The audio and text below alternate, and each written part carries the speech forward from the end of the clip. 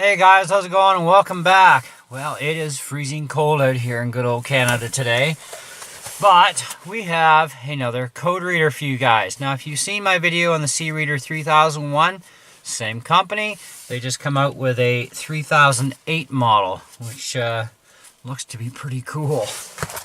Anyways, so let's get this box open. Before that though, we're going to tell you some of the features here. Includes OBD full functions and support the protocols ISO 9141-2 as well as 14230-4, SAEJ1 850, ISO 15765-4, and a few others. Supported read dynamic data streams, mill indication, and readiness status.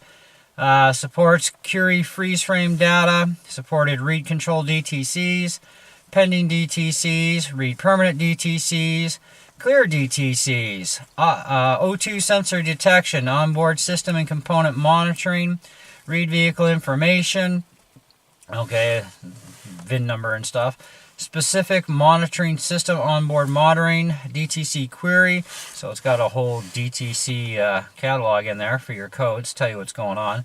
Multiple languages. You can upgrade the software in this thing. It does have a USB port on it for that.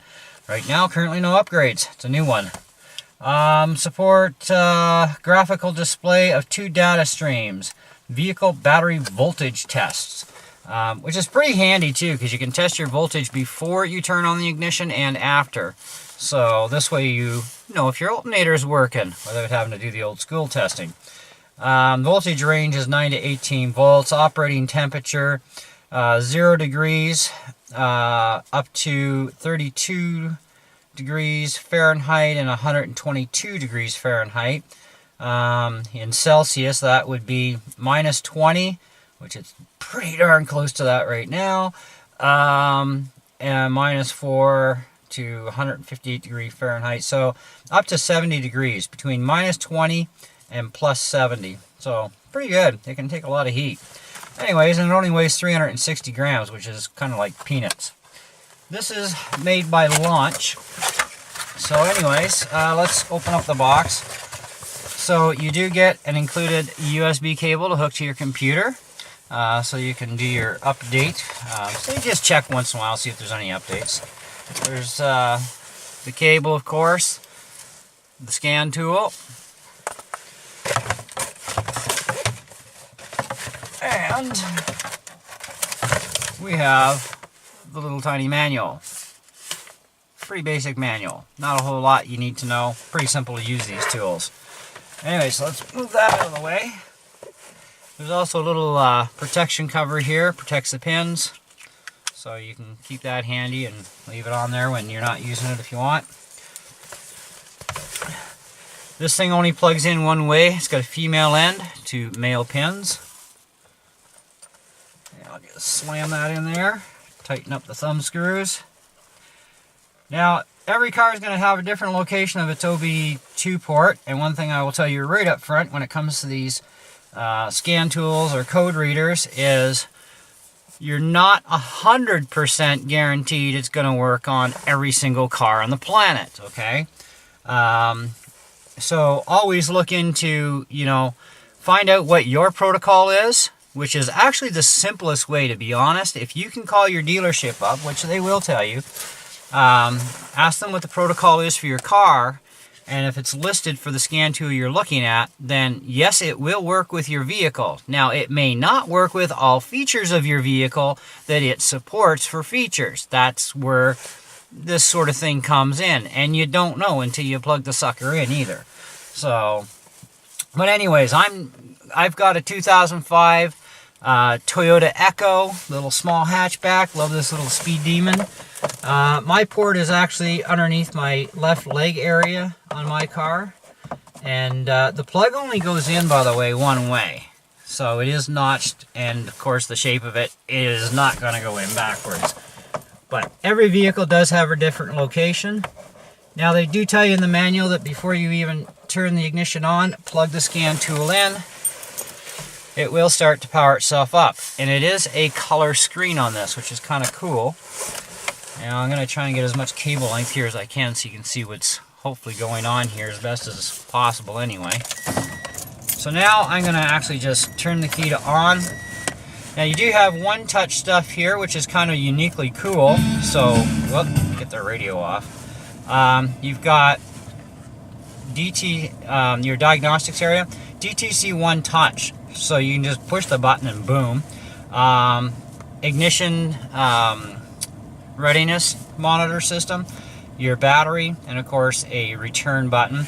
You do use the keys to navigate when you're in the DTC lookup area to scroll between letters and numbers. So they don't have like a number pad for that, which it's very easy to do. So anyways, along the top of the screen, we've got diagnostics, battery, review your stuff, lookup, print, help, setup, and info. Okay. Now you just use the buttons to scroll along. So if we go into setup and we press OK, language, unit of measure, record mode, and beeper. So unit of measure, you can have metric or imperial. I'm leaving it on metric. I'm in Canada, and we use the metric system here anyhow. But you can use either one, not a big deal. Now if you want to get out of this menu, just push the return button here or the back button, and you're back in. So let's go check our battery out. Now you can push it here to check it.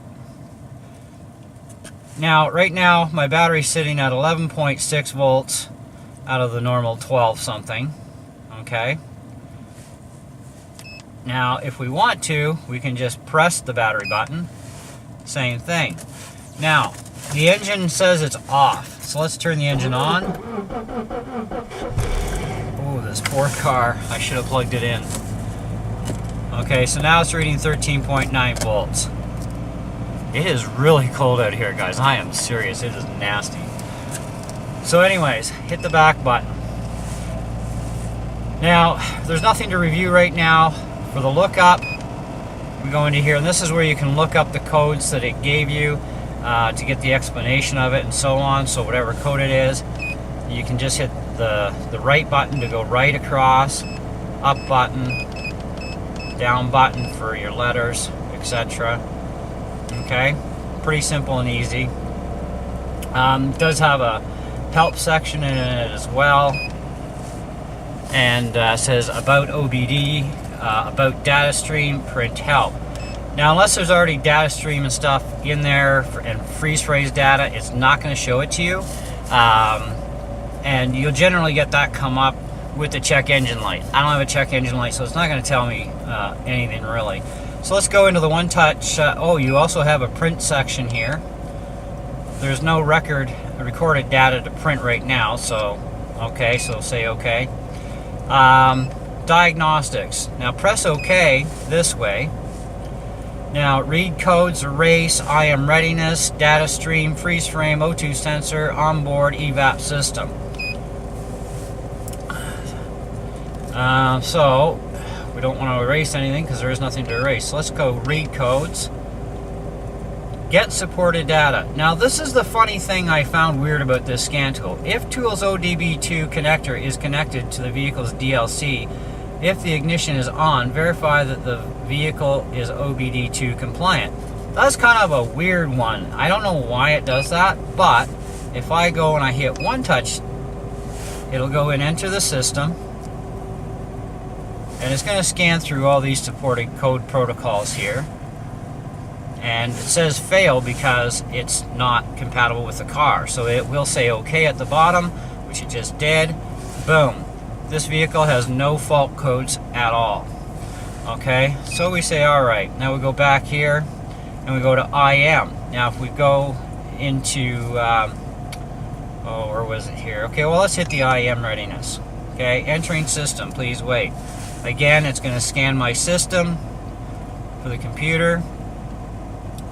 As long as it comes up with one that it's compatible with, it lets us in.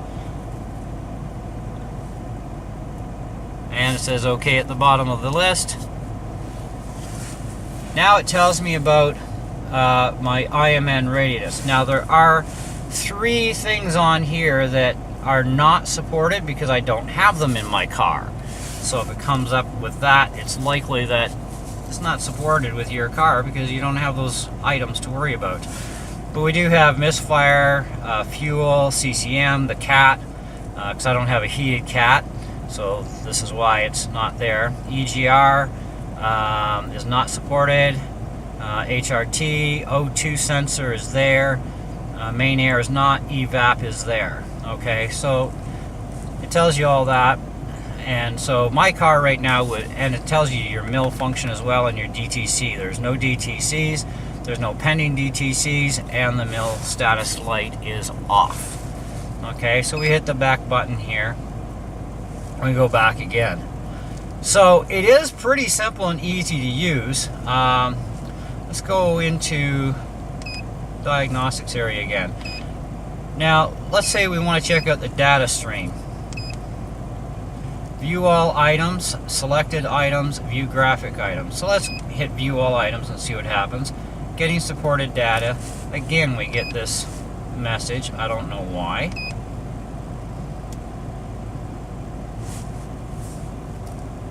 So I think another firmware update is kind of in need to be a little bit more friendly, I think. Now here we got monitor status now. Now it's letting us in. So there's kind of a few backdoor ways to go through, but it gets you in. It should be very straightforward. I find this is not all that straightforward. Now I did look for a firmware update on the website. This one is the Chinese version. There's also a UK and USA version apparently, according to the internet searching. But you can only use updates for the one that comes with your manual, which is for the Chinese website. So I wrote the company anyways and asked them about firmware update. Now, if I remember right, it was not the company this came from, but it was actually from the website that they send you to. So I'm waiting to hear back from them, but it is Christmas Day today, and I'm pretty sure they're closed. So I haven't heard nothing back yet. But it does tell you here, readiness completed 7, readiness not completed 0, readiness not supported is 3 items, so they're not supported on my car. Data stream supported 19. Okay. So we'll hit the back button. Oh, hit OK. Now let's try this data stream thing again. Now let's try view graphical items. Getting supported? No. Again, it's I don't know what the thing is with this. Now it may be just my car that's the problem. You know, that it's kind of wonky this way, but I don't know, it just doesn't seem to be software doesn't seem to be up to snuff as much as the 3001 or any of my other code readers, because all my other code readers I can get in and out easily with those scan tools, and you know, I don't have to go through any of this. But doing at least with the one touch on the DTC and the IM readiness as well as the battery, it's as simple as push the button, boom, I'm in. You know, if I try going the regular way, you know, it's gonna scan me in here.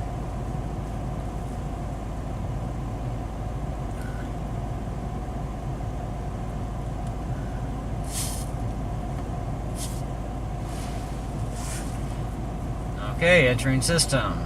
Now it puts me into the monitor status. That's fine. Okay. So, now I want to read codes. And it gives us this kick out again, thinking that it's not hooked up when it really is. Because if we go just DTC, which is where we want it to check for codes anyway, same thing.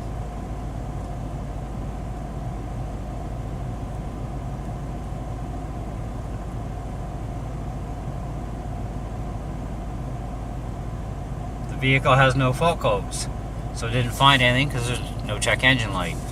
So with my car, at least, I have to go through these 2 areas for those main features to get around it easy. Otherwise, everything else is kind of almost like a backdoor setup.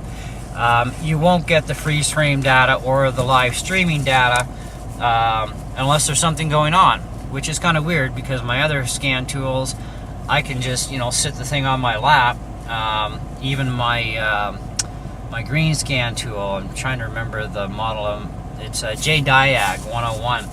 I can get all the stuff on it and just have it sit on my lap and do its thing. And so this one ain't doing that sort of thing. So it definitely needs a firmware update. I am going to keep this scan tool around, and hopefully we hear back from the company soon as far as firmware updates. The company I'm sure that I'm doing the review for will probably have something to say about it too, and maybe they'll talk to the company and say, hey, we need a fix here. We can't really do much with these right now. But at this point in time, I am probably going to say, if you don't mind going through the back door and you want to get the basics. Now, you can get into that code area to check your code out, really simple and easy. That won't be any kind of an issue. So, but otherwise, you got 3 one-touch areas. The battery will work either in the one-touch or on the main, which you've seen. But the DTC scan and the IMN readiness scan, you've seen how that has to work. And the live data stream doesn't seem to be working with the engine running. It should, but it doesn't. Freeze frame data, so it needs a few tweaks on the software for sure. So until we find out what's happening, I am not going to recommend it at this time as something to purchase. This was sent to me, which is fine, no big deal. So I'd like some time to find out what's going on. And once I know, I will let you guys know if the firmware has been updated, what they've figured out with it for the problem. And we'll see what the fix is, and which has got to be a firmware update. It needs straightening out, no two ways about it. Otherwise, I don't personally think it's very viable at this point. You know what I mean? So give us some time. I will do an update when I know. And if they do get it fixed up and everything's really kick button at that point, well, then at that point I'll recommend it and let you know. But I mean, right now it's currently selling on Amazon.ca for about $95 Canadian, and it's about 60 something, I think it was, on the Amazon.com. But like I said, right now, this is my car, right? It's a 2005 Echo. It does support my car, but it should be operating as normal. So when you go into that screen with all the little icons there, you should be able to just press it, connect to the car, away you go. You shouldn't have to keep reconnecting to get to the other stuff. Now you don't have to do it for all of it, obviously, just the main couple of the main ones. But a scan tool shouldn't have to reconnect each time for different things that are part of the scan. You should be able to just go boom, boom, boom, like all the other code scanners out there seem to do right now. Which is another reason why I say it really does need a firmware update. I couldn't find anything on any of the websites, even for the for the UK version of this one, which they all look exactly the same. Just one's made in China and they have a Chinese site, one's in the UK site, and then the USA one. I didn't go to the USA one. Or no, yes I did. I did go to the USA one, and there was nothing there either. So I don't know what's happening there as far as, any of these countries should have had this thing figured out before they released it, to be honest. Anyways, so there you go. So right now I say no way, but I will let you know what happens. So stay tuned to my channel. So if you're not subscribed, please subscribe, especially if you're interested in automotive stuff and you're looking at scan tools and whatnot. Definitely hang out and keep your eyes out. I don't know when it's going to happen, guys. It's up to the companies to figure that out. But as soon as I have some good solid answers, I will definitely know. In the meantime, it does have some usefulness to me, for sure, as far as some basic things that, it's kind of nice to have that little battery thing there. I've got it on other scanners, but, this could probably have more DTC listings for code lookups than another scan tool does too, but I kind of like to have it as a regular scan tool because I think it looks really great. It feels great in the hand. It's well built. It's very, very easy to use. Love the color display. So there's a lot of real good points about this thing, but it's got a couple of baddies that are definitely severe baddies. So anyways, thanks guys for watching, and we will definitely stay tuned on this one, and hopefully I'll have some more code scanner videos in future for you guys. Love giving you guys all the information I possibly can for all your stuff that you're into like me, and we'll catch you on the next one. Ciao.